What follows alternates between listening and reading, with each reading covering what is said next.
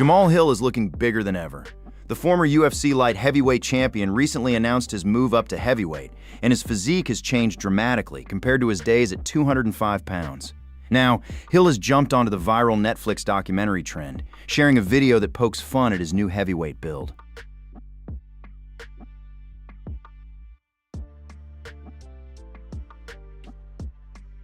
Josh Hockett also joined the trend. Here's his version.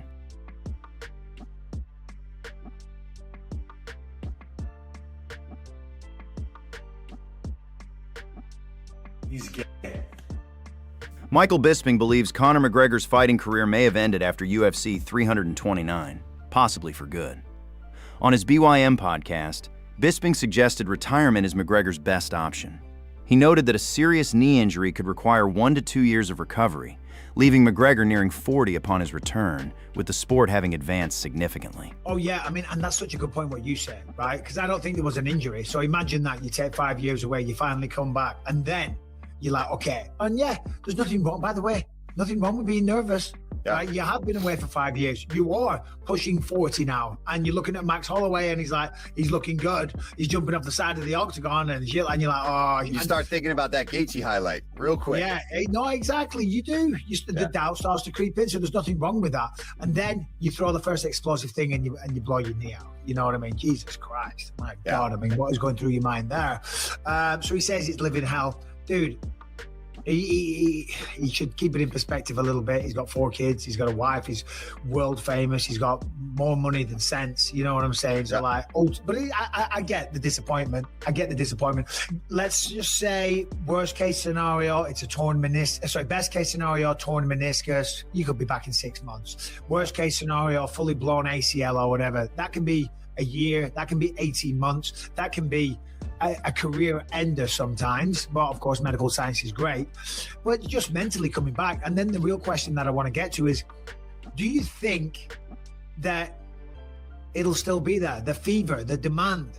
You know, in let's just say 18 months pass, they're doing it again, regardless of whether it's Max Holloway, Charles Oliveira, the new kid on the block, Paddy the Baddy, regardless who it is, Conor McGregor's coming back. Do you still think they could demand the type of attention that... Dricus du Plessis believes Khamzat Chimaev should have to earn another shot at the title. Speaking to Submission Radio ahead of his upcoming clash with Kamaru Usman, DDP questioned the idea of a potential Chimaev vs. Sean Strickland rematch. Du Plessis argued that Chimaev shouldn't even be in the conversation for another title shot because he has 0 title defenses. Yeah, I mean, between Sean and Khamzat, there's no title defenses. I mean, I defended my title twice against Strickland once and against Adesanya. The Khamzat rematch is ridiculous. It doesn't make any sense. I mean, if they do it, it's ridiculous. It will be crazy. But I mean, let them do what they need to do. I'll just fight my way back to, after my performance, let my performance speak.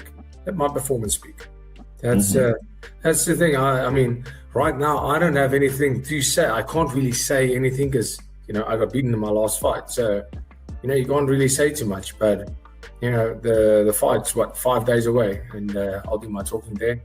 And I'll prove once again why I'm the big... Max Holloway's wife, Alessa, made an interesting revelation about their relationship. Max and Alessa appeared on the Brotherly Time podcast, where they opened up about the beginning of their relationship. Max revealed that she left him on read for 5 years, but after he stayed consistent and she realized he was a big deal in the UFC, she became interested. But yeah, so I reached out to him like, hey, I need to find a gym. He works out Tactical. Darren Yap, he's awesome. He's a hard ass though. Yeah. But he sent me that direction. He's like, hey, like we should hang out. And I already knew where this was going. I was like, damn, I think I fell for the trap. Whoa. Like, I think he was doing this for 5 years now. Like he would come to my birthdays. Persistent. Oh, he would tell you, what's the saying, love? Consistency. No, he's saying, I'm just... Consistency. And he's like, he says, I'm planting the seed. So you can ask one of my friends, Brandon Martin, our friends that know each other. But I'd always be like, oh, write to her as up on her stories, you know what I mean? And she left me on red. I was like, bro. I was like, bro, she left me on red. She let me see songs. He was very Not even persistent. read them. Would have given me no hope. Like, man. Again, I respected Max though. I know he was a great athlete from what I've heard. Again, I never watched UFC, nothing. Yeah. I didn't know he was a big deal until I got home. And then everybody's like, yeah, Max, how's it going? Can I get a picture? Blah, blah. I'm like, oh, shoot. I didn't say anything to him. I was like, oh, this guy must be, a big deal. So I had one of my friends be like, they were like, oh, you're hanging with Max. Do you not know? He's like a big deal here. And I was like, oh, really? He's like, he's about to fight too. And I was like, oh, cool. I was like, all right, I'll do my research. I was like, oh, dang, I didn't know. Yeah. But I didn't see that. Like, I just thought he was a really nice guy. And again, very persistent. Yeah, which was like, I give him that. Like, he wasn't like creepy or anything, but I was like, man, this guy he's all on the gas right now. Okay. However, Alessa's comments sparked a strong reaction from the MMA community, with many fans criticizing her for becoming interested in Holloway only after realizing he was becoming a major UFC star. MMA Guru wrote, I didn't like him, wasn't interested, so I ignored him anytime he tried to interact with me for 5 years. But once I found out he was UFC champ, I decided to respond and go out with him. What is it about a podcast, Mike, that makes wives of your GOATs humiliate them so openly? Poor Max. At Davis Mama tweeted, why would she even say this on a podcast? Damn. Conor McGregor's highly anticipated return concluded in just 1 minute due to a severe knee injury. The MMA community remains divided, with some citing bad luck and others suspecting McGregor had prior knowledge of the injury.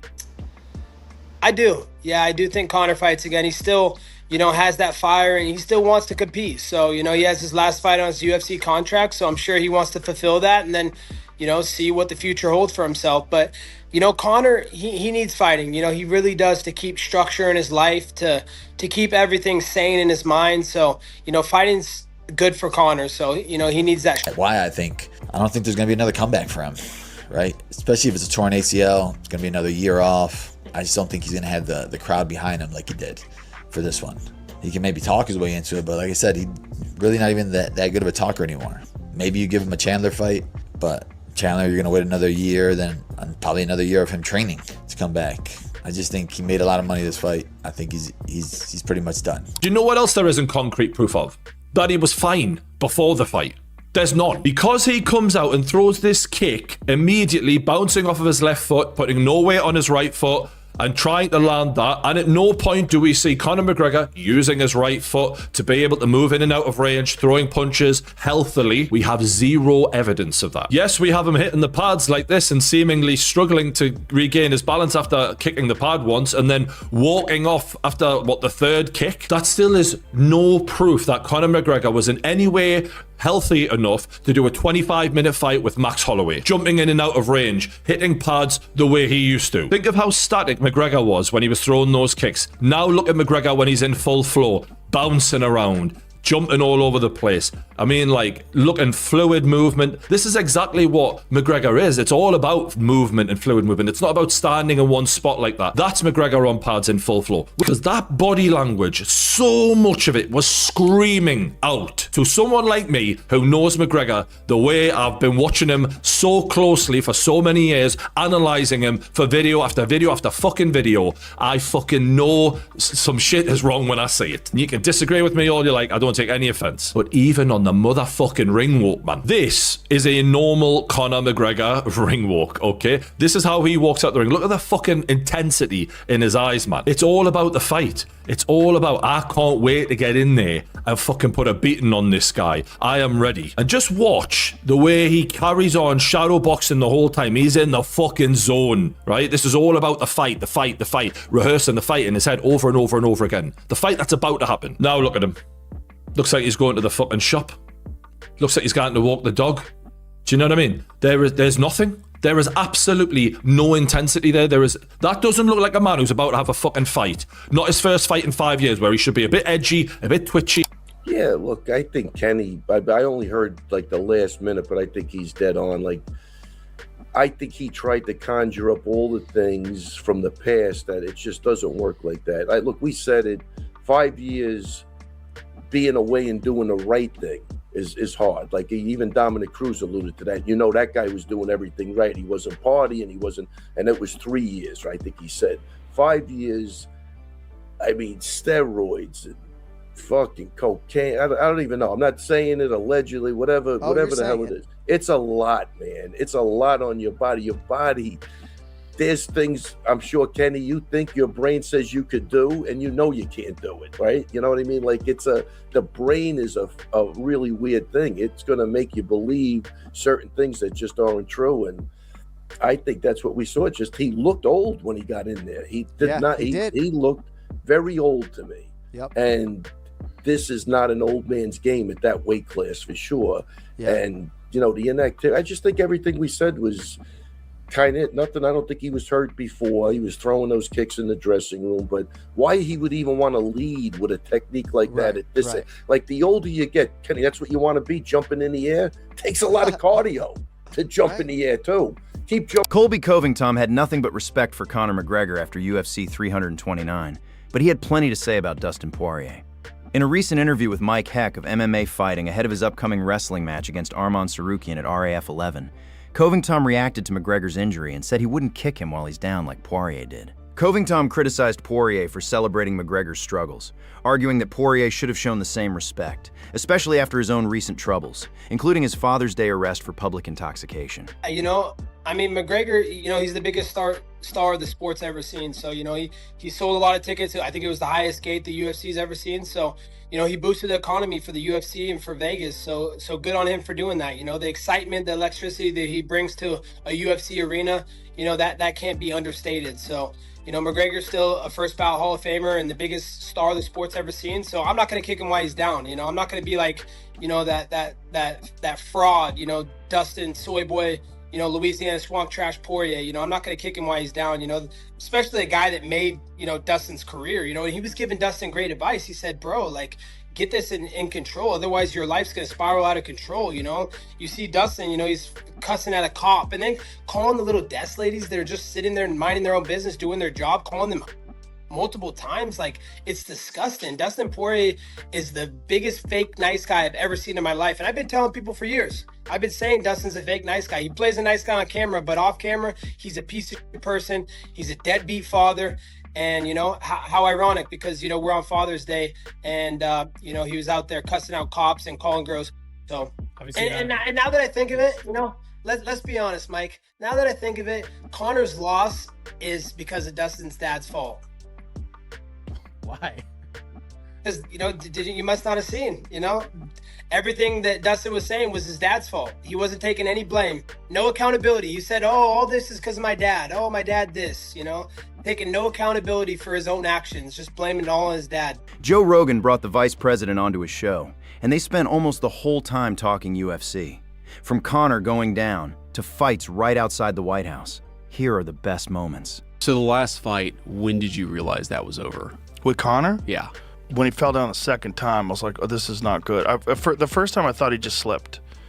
It's hard to tell. It's wild. It's in the moment. I thought he slipped. And then when he got up and he threw a kick again, I'm like, oh, I don't like how his leg just gave out. That didn't seem like, and I'm still hoping he's just slipping. Yeah. I'm hoping he's just freaking out because he hasn't been in the octagon in 5 years. And then he started moving around and he like grabbed his knee and buckled. Okay. And there was some conversation. I didn't notice that. Yeah, there was some conversation going on between him and Max Holloway. And I was like, you know, Max is saying he can't fight, like something's wrong. And he's saying, fight me. He's like, get up. And so he lets him up, and then his knee buckles, and then the referee stops the fight. Yeah. It's always so the very, I think it was the very last fight where the ref tried to call it at the end of the third round, and then because he was saying that there was a concussion issue. I mean, I couldn't tell what was going on. This is the Ilia Topuria fight, the Justin Gaethje fight at the White House. The Topuria Justin Gaethje fight. No, he couldn't see. Okay. He was saying he couldn't see well. Something was wrong with his right eye. Well, I mean, it looks like his whole face was puffed up, so he couldn't see anything. But okay, so I thought it was a concussion thing, but it was because of his vision. No. UFC 329 wasn't quite as big as UFC White House, but it was close.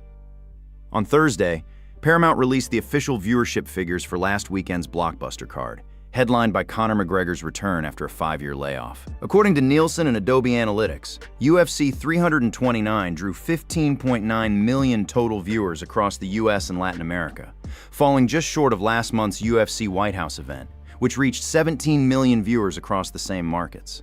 The event also marked the first time since 2016 that a Conor McGregor fight was not the UFC's most watched or most purchased event of the year. What do you guys make of these numbers? Let us know in the comments below. Former champion Michael Bisping shifted his focus to Conor McGregor's future, noting that his immediate priority is recovering from surgery. Now, what is going to happen next? Well, first of all, we know he's going to have surgery, okay? Is it a torn ACL? Is it a torn meniscus? If it's a meniscus, he might be back within 6 months. If it's an ACL, a year. It could be 18 months. You never know. Maybe that's the end of his career. But he's only got one fight left on his contract, okay? Now, one would assume, and I'm not speaking for the UFC, I'm a commentator, but I'm speaking on behalf of Michael Bisping here. One would assume the UFC are going to try and renegotiate and sign him to a longer contract before he has that next fight. And he has the right to say, I want to have my last fight and be a free man and go off and do my own thing and maybe start his own promotion, his own fight league, maybe box some people, maybe go and box Jake Paul, do some MMA on Netflix. We don't know, right? But if he does have one fight, who is that person going to be? And what will Conor McGregor look like then? Because he's already had 5 years off with a broken leg. Now he's torn the Chael Sonnen expressed concerns about the intensity of Conor McGregor's preparation before the fight. During press conferences in New York and LA, Sonnen noticed that McGregor hinted at working on something else, sparking his curiosity. I watched him doing media in New York. I then, the following week, watched him doing media in Los Angeles. But I'm being told he's in the gym training in Ireland. I just brought that to your attention. So I even reached out to his team. I said, hey, where's he training at? They said, no, he's all set up. He's at a gym in California. So that's great. I got a camera crew and I got a team out there in Dana Point. I'll get him over to the gym. I know every gym in California. Where's he at? Well, the gym doesn't have a name. Gym doesn't have a name. Okay. Who's he training with? I didn't ask this question, but I'm just saying to you guys, who's he training with? Because it comes back to telephone, telegraph, or telefighter. Those training partners, above the workouts, above the dollars they're going to get for rounds and time, they would like some exposure. They would love a picture with Conor McGregor, blow that up on their social media. They would love that. No one posted anything. So then you have the coaches. Now, I know that Conor keeps that staff tight. I have no doubt that Coach Roddy, that Coach Kevin, I have no doubt that the team was there, but working out with who? Chael Sonnen cited another moment that heightened his skepticism. He noted that Conor McGregor briefly lost his balance after throwing a punch, which he found more concerning than the kick that appeared to damage McGregor's knee. This sequence suggested to Sonnen that there was already an issue with McGregor's movement, fueling speculation that the injury may have been affecting him before the fight's dramatic conclusion. And it's a very meaningful question because there were some moments in that fight. Okay, there was one very specifically. Everything that I have heard so far is talking about the jumping kick or the kicks by Conor and the leg going out. I didn't see what Joe Rogan saw. Joe Rogan was confident in telling the broadcast world that he blew out his knee. That may be accurate information. I'm just sharing for you. I didn't see that. Now, the moment, if you go back and rewatch this fight, the moment where you question and go, oh no, oh no, this human, this young man, Conor, isn't ready. He didn't prepare right. He throws a punch, right? We're all thinking of the kicks, but if you rewatch it, he threw a punch and he went down. He lost his balance. He lost his balance. That wasn't a normal, I can't continue reaction. It was kind of like I think he was in shock. Like, oh my God, maybe. My fucking knee just blew out and he didn't know what to, he didn't know what was like, it was just it looked genuine reaction. If he's back there. Yeah, I would love to believe all these conspiracy theories and these, but the fact of it is, the truth of it is It was a Jeff's flat. freak accident. It was a fucking freak accident. He's not gonna show up just to get paid. He's not gonna show up and have a shitty fight to prove a point. Like, haha, you guys iced me. That, bro, the feelings he's dealing with right now isn't. He would rather have fucking made $0 and at least got to go out there and perform and maybe drop Max and maybe lose a decision for $0. He would take that. That's why it's so scary. Than taking it what had happened. And way to bring it. Thanks for watching. If you enjoyed the video, don't forget to like, subscribe, and turn on notifications so you never miss the latest MMA news. See you in the next one.